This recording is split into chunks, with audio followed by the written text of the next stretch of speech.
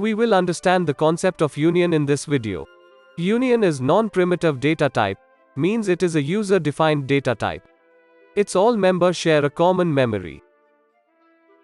Here, I have taken union for status register, which has two elements. First one is structure called stat0 field, which contains device state in lower 4 bits, and reserved data in next 4 bits. So, this structure size is 8 bits, means total of 1 byte. Union next member is status, whose data type is integer.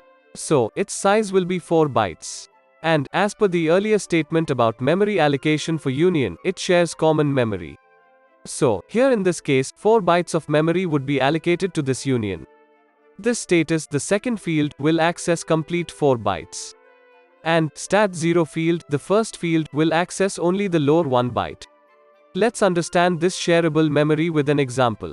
Let's say, initial value of status is 1. So, lower byte will contain the value 1. Hence, stat0 field would contain 1. And, device state is the first 4 bits. So, device state will have the value 1. If we change the value of device state to 2 using stat0 field, the status value will be updated to 2. We can take variable using this union. If we have renamed union using typedef, we can have variables with that. We can access its field using dot operator.